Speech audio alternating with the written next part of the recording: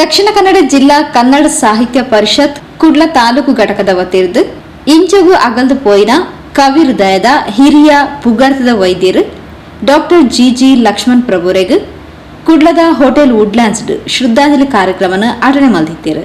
Doctor G ಲಕ್ಷ್ಮಣ್ ಪ್ರಭುಕ್ಲೆನ ಆತ್ಮಗ ಸದ್ಗತಿ ಬಯಕದ 1 ನಿಮಿಷದ ಮೌನ ಪ್ರಾರ್ಥನೆ ಸಂದಾದ ಪುಷ್ಪ ನಮನ ಸಂದಾಯರು.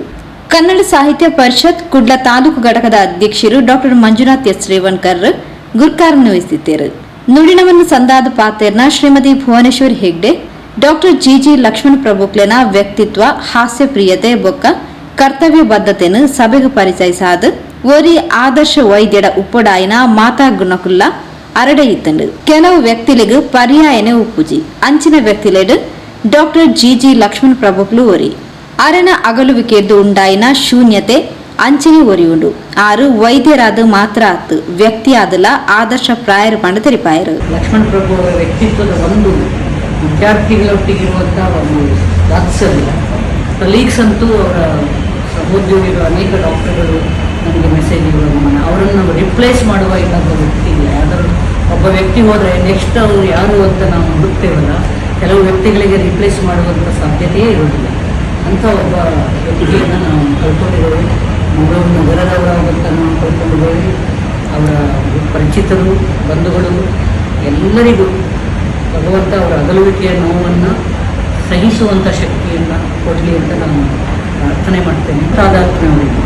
ಆಮೇಲೆ ಅದೇ ಹಾಸ್ಯಪ್ರಜ್ಞೆ ಇದ್ದಂಥ ವೈದ್ಯರು ಜನರನ್ನು ಸೋಜಿಗಲ್ಲಿನ ಹಾಗೆ ಆಕರ್ಷಿಸ್ತಾರೆ ಅನ್ನೋ ಹಾಗೆ ವ್ಯಕ್ತಿತ್ವ ಅವರು ತುಂಬ ರೋಟರಿ ಸಂಘದಲ್ಲಿ ಅವರು ಇದ್ದಾಗ ಅಲ್ಲಿ ಕರ್ಕೊಂಡು ಭಾಷಣ ಮಾಡಿಸಿದ್ದಾರೆ.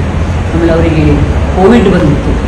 ಕೋವಿಡ್ ಬಂದಾಗ ಈ KMC ಆ ಕಡೆ ಇದರಲ್ಲಿ ಎತ್ತರದಲ್ಲಿ ಒಂದು ರೂಮಿಗೆ ಪ್ರತ್ಯೇಕವಾದ ಒಂದು ರೂಮ್ ಮಾಡ್ಕೊಂಡು ಅವರಿದ್ದರು.